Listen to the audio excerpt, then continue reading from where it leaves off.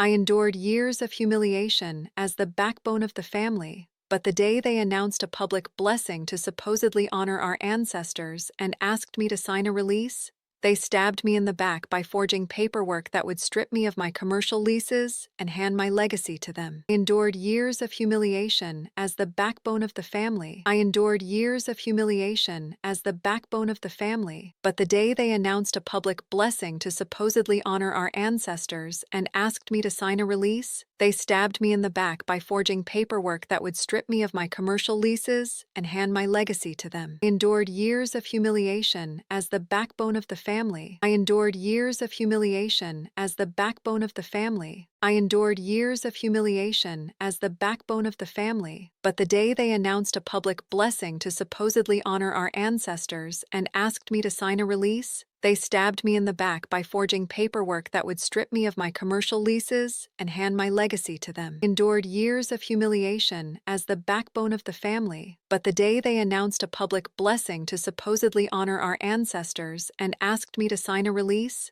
they stabbed me in the back by forging paperwork that would strip me of my commercial leases and hand my legacy to them. I endured years of humiliation as the backbone of the family, but the day they announced a public blessing to supposedly honor our ancestors and asked me to sign a release, they stabbed me in the back by forging paperwork that would strip me of my commercial leases and hand my legacy to them. Inside, I already owned the legal heartbeat of that block. I endured years of humiliation as the backbone of the family, but the day they announced a public blessing to supposedly honor our ancestors and asked me to sign a release, I endured years of humiliation as the backbone of the family, but the day they announced a public blessing to supposedly honor our ancestors and asked me to sign a release, they stabbed me in the back by forging paperwork that would strip me of my commercial leases and hand my legacy to them. Inside, I already owned the legal heartbeat of that block. I am the anonymous sole trustee of a generation trust that literally holds the deeds to most of our corridor. I had been testing them quietly and gathering proof for years. Now it was time to close the book. My name is Maya Franklin, and I am 42 years old. Before I reveal exactly how I walked away with everything, let me know where you are watching from in the comments. Hit like and subscribe if you believe toxic people always get what they deserve. But to understand how they ended up with absolutely nothing, we have to go back to the evenings, the receipts, and the small humiliations I swallowed while I built a legal and spiritual lifeboat. I learned early to speak softly and work louder. Our family line, shopkeepers, seamstresses, a barber who could name every line of a client's face, had always kept its wealth in ways that looked humble on paper but immense on the ground. Community leases, informal agreements, cultural easements. When my mother died, there wasn't a flashy will.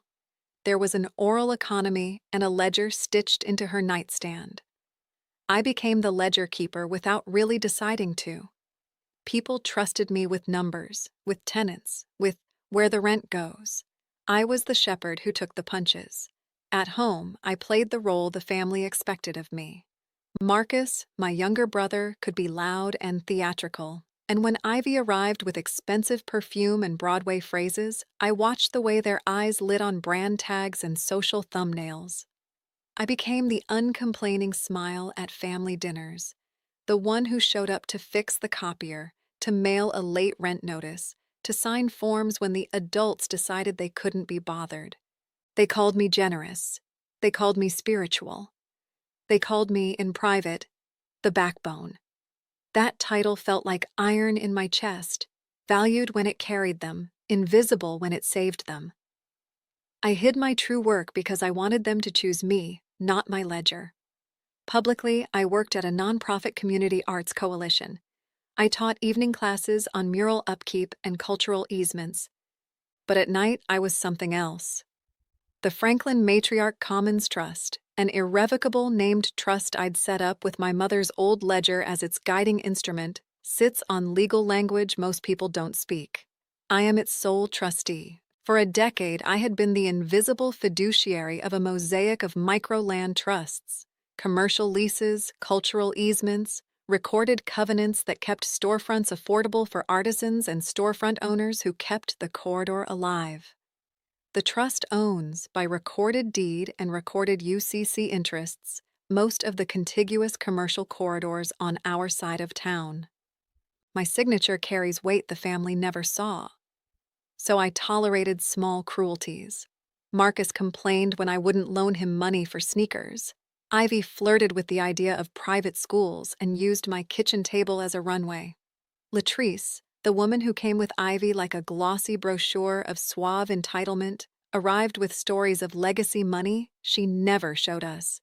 They treated my spiritual practice like a prop. Maya's meditations saved us last month, they'd say, while paying their debts late, buying themselves more. Every small indignity sharpened me. When they called me soft, I learned to measure softness in paper, trust instruments, recorded restrictions, easements that would be impossible to move without my consent. They saw my prayers, they never saw the deeds. I slept with a laptop under the mattress for a year. On the surface, I was the forgiving Black woman, humble, prayerful, smoothing the edges. Below the surface, I was a forensic lease auditor and a community title curator. I had built an airtight administrative record. Deed chains, recorded memoranda of trust, lease assignments, affidavits from tenants, scanned signatures, a 3-year forensic audit of every purported family transaction. When I filed those audits with the Trust's counsel, I wasn't thinking about revenge. I was thinking about preservation. But preservation has teeth. The idea first arrived like a joke at a family brunch. Ivy's laughter was a drumbeat. Marcus loved the sound. They were drowning in credit card statements that airbrushed their problems. Ivy told them, over wine and designer lips, that there had to be a faster way to get a return on what she called our family assets. Her mother, Latrice, brought the plan like a pitch, a fake blessing and release ceremony. It would be marketed as spiritual, a community cleansing to attract donors, featuring drummers, elder testimonials, and a symbolic signing. They were going to host it at the old storefront my mother used to run, a spotless corner where a cafe and tailor still paid rent. Their angle was greedy and brilliant because it played on something deeper than greed: belief. We are a people who honor ceremony. They planned to exploit faith. The release forms they'd hand me and other elders would be disguised as permission slips and small print waiver forms. I consent to the reallocation of cultural stewardship for purposes of the blessing. They believed if they could collect signatures from a few family names and a handful of tenants, they could claim the trust was abandoned and file paperwork to transfer beneficial interest, or at least create the appearance of valid interest to a court or a gullible banker. They had done their homework poorly but confidently. A forged minute here, a notary from a friend there, a county clerk who didn't ask questions. Worst of all, they thought my smiling prayers were weakness. Marcus told me, privately, that they needed working capital. Ivy told me they wanted to expand into a luxury co-op. Latrice called me one afternoon pretending to be concerned. "Maya, you always keep things too quiet. Let us help promote your mother's legacy." I remember the way her voice softened around help. They intended to stage an auction of equipment, slip in fraudulent assignment forms, and then take out short-term loans against the reallocated collateral loans that, if the paperwork looked legitimate enough, would be nearly impossible to unwind quickly. Their plan relied on 2 lies: that the Trust's recorded covenants could be bypassed with clever social theater, and that I'd be too sweet to fight. What they didn't know was that I had built defensive layers. The Trust had recorded a no-transfer clause requiring 2 trustees' signatures for any beneficial assignment, a recorded preservation covenant preventing sale for less than market value to preserve community tenants, and a subordinate UCC filing that made any lien against the leases subordinate to the Trust's charging order. In their arrogance, they read the surface and thought ceremony equaled consent. On the night they started assembling the blessing, posters, drummers, a borrowed podium, I watched them from the window. Ivy wore a dress that cost more than my rent sometimes felt like to me, and Latrice orchestrated the guest list like a fundraiser chair. Marcus kept looking at me to see if I would be moved. When he finally asked me to sign what he called a formality, his hand shook with excitement. He had no idea what the ink would do. I didn't sign. They took that silence as an insult. Later, in a whisper among women with cheap perfume and expensive promises, Latrice said I was holding them back because I was narrow-minded, old-fashioned about ownership. Their plan accelerated. They would collect signatures from a few tenants, file a bogus affidavit of abandonment, and run an emergency auction with a courthouse notice that looked convincing, fast enough to fleece banks and fools and move the cash before anyone read the fine print. They were not thinking about what true ownership looked like.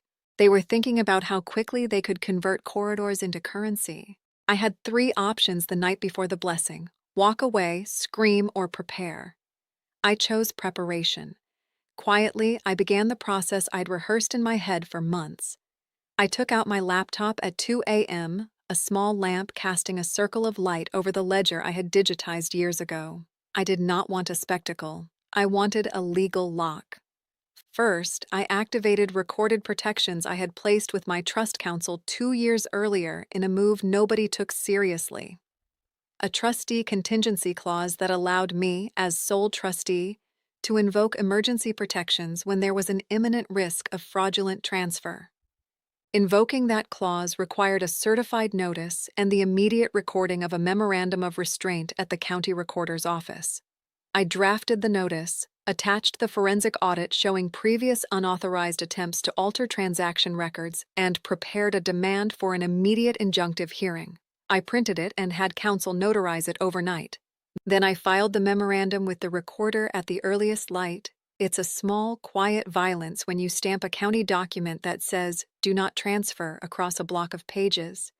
It looks like bureaucracy, but bureaucracy can be a brick wall. Second, I put the trust's financial instruments on ice. The Franklin Matriarch Commons Trust had beneficiary accounts at 2 regional banks and a trust servicer that handled rent rolls. I called the trust servicer and read them Clause 9B, emergency freeze on distributions in the event of suspected fraudulent activity. I initiated an audit hold and instructed them to refuse any lien requests, assignments, or collateralization without my verified digital signature and counsel review. Their compliance officer took me seriously because the language was there and because I knew how to speak their language: trustee, beneficiary, charging order, memorandum. I did not make threats. I presented paper. Third, I began quietly serving NDAs to key tenants and curators on the corridor. Not because I wanted to hide everything, but because the last thing the conspirators needed was tenants discovering the truth, that their leases were secure and that the so-called blessing was a scam. I asked tenants to forward any solicitations from outside parties to my office for review and told them I would attend the blessing only as a witness. Most residents were relieved. My presence would spoil the spontaneity of the plot. Finally, I set a countertrap. I prepared a public ceremonial moment of my own to happen at the blessing, not to bless, but to reveal. I drafted a short statement to be read that would both protect the trust legally and expose the fraud. I also personally prepared an eviction packet, not for tenants, but for squatters who might try to use the ceremony to establish any adverse claim. It sounds harsh in breath, but an eviction notice can also be a restorative clarifying instrument. It clarifies who has standing. I asked my counsel to prepare a bundle: recorded deed copies, UCC filings, affidavits from tenants, and a motion for injunctive relief. I had a background team ready at the recorder's window and at the trust servicer's desk. There was a moral calculus here. I could smell the vindictiveness in the air of my actions. I kept telling myself the work was not for me, but for the corridor, my mother, my tenants, the seamstress who braided her children's uniforms in exchange for a modest lease. This was preservation, not petty revenge. But plan-making tastes like revenge sometimes, and I will not lie to you. I took a quiet pleasure in folding their arrogance into my paperwork. On the morning of the blessing, I left my apartment earlier than usual. My dress was simple. My voice was softer than the storm I had prepared. I walked the line of vendors, I spoke to the town crier, and I met eyes with Marcus as though I had not been working the night before. They did not suspect the radius of my reach. The blessing was set in the open lot between our two oldest storefronts, an annual-looking event they marketed as honoring our founding mothers. There were chairs, a borrowed PA system, and a long table where forms were being passed out under the guise of community consent. Ivy took the microphone and did what she did best. She performed charity to mask avarice. Latrice stood at her shoulder, smiling a smile that calculated interest like an accountant. They had small, informal forms printed on cheap paper that said, "I hereby bless and consent to the reallocation of stewardship for community preservation." Tenants signed, neighbors signed, and two of my mother's old clients, deaf with gratitude, were coaxed into nodding. That was the moment they thought they had us. When they passed a clipboard to me and asked me to sign, they expected tears or silence. Instead, I rose. The mic was hot with Ivy's breath. I stepped to the table and asked for the floor. "My name is Maya Franklin," I said. My voice was calm. "I am the trustee of the Franklin Matriarch Commons Trust, designated in the recorded memorandum on file with the county recorder under instrument number." I said the number. My eyes fixed on the county clerk in the crowd, a woman who had watched my mother fold receipts. "I hold an irrevocable trust that protects the leases on this entire block for the benefit of community tenants and artisans. These papers are not ceremonial. They have legal effect when recorded." A hush fell, the kind that makes drummers stop mid-roll. I handed a copy of the memorandum of restraint to the town crier and to a vendor who had been coaxed into signing, and then I did the thing they had not expected.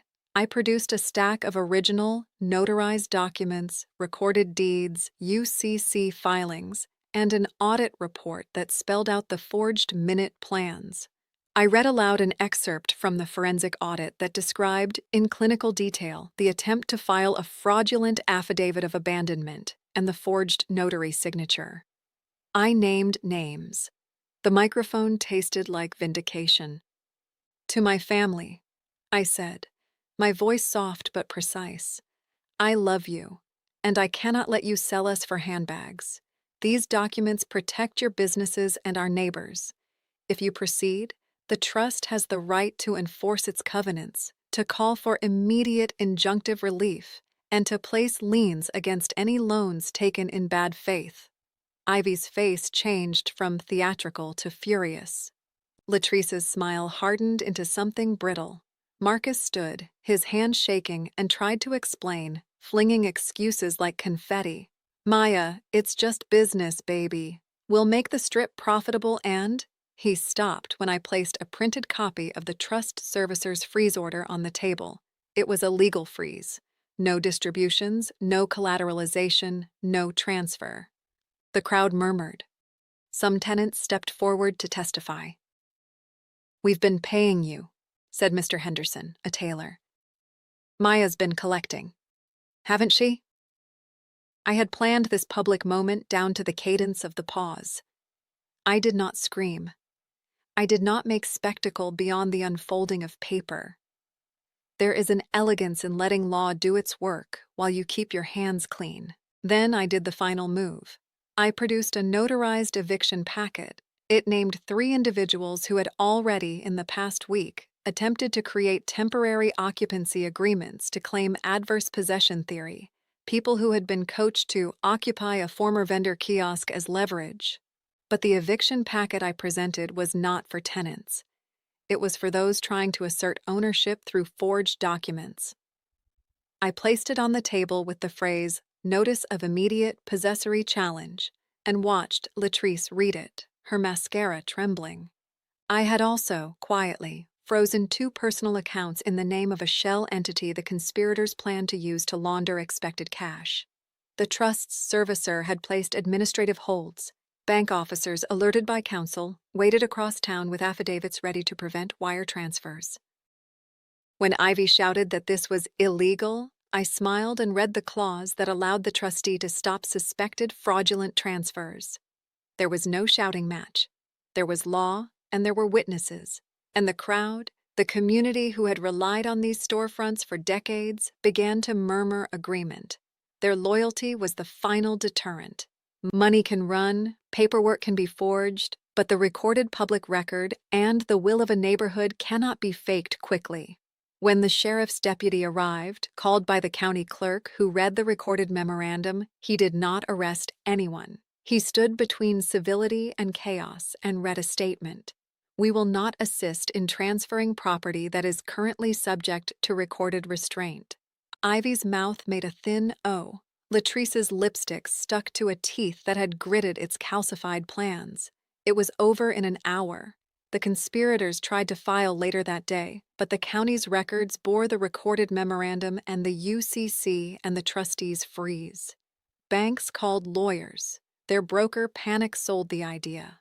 A lender who had inquired about quick collateralization withdrew. The very public shame was surgical. I left the table with nothing dramatic outwardly done.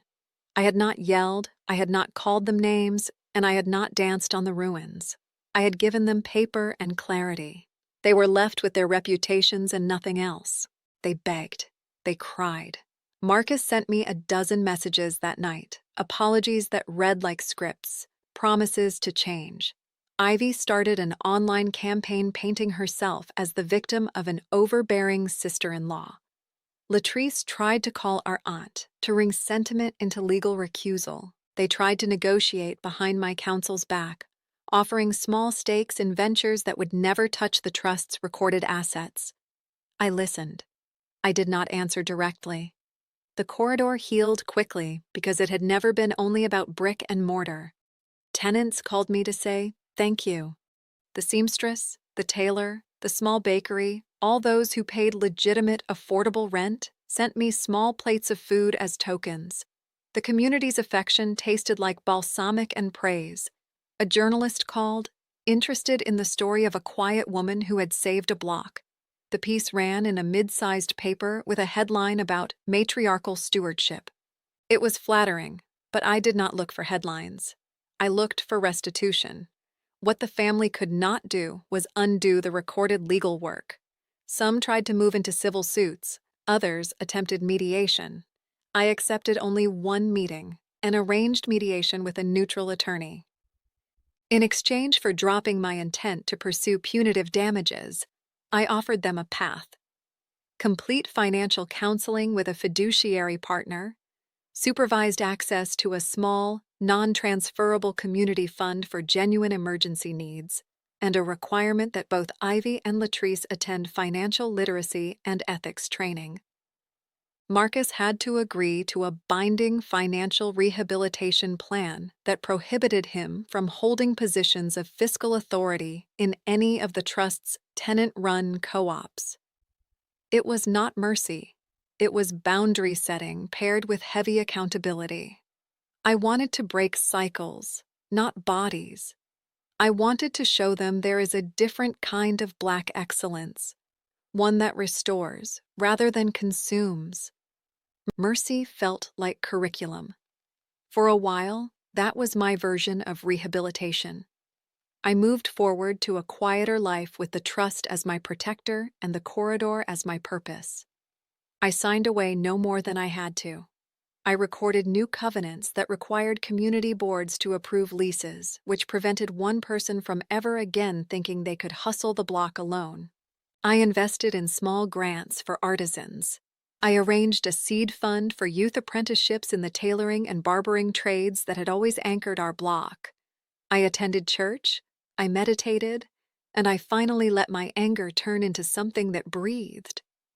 In the weeks after, Marcus came by with a cooler of homemade lemonade and a small apology. No lawyers, no cameras. He left it on the stoop. Ivy texted a photo of herself at a fundraiser with the caption, "Learning." Latrice sent me a cake with a note, "For the memories we still share." I did not respond to the cake. I donated it to the neighborhood shelter. They had wanted to pawn my heritage for instant pleasure. Instead, they got a curriculum, they got a mirror, and they got a future with boundaries.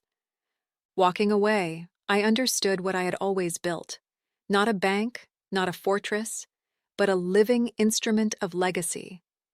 The Franklin Matriarch Commons Trust did not exist to be a weapon. It existed to be a safeguard. But when love and gospel were used as tools for fraud, the safeguard had to wear steel. On the day I filed the final set of recorded amendments tightening our covenants, I stood on the storefront stoop and listened to a child practicing piano in a shop window. The melody was light. The block hummed with life that had nothing to do with labels. I closed my eyes, said a prayer not of revenge, but of gratitude, and walked into a life that keeps its peace. If you are watching this and you have been underestimated, let this be your lesson. Strength does not always roar. Sometimes it records, it notarizes, and it waits. Protect your peace not with noise, but with instruments, deeds, covenants, audits, and the quiet willingness to act. And when you must act, do so with the majesty of someone who knows exactly what belongs to them.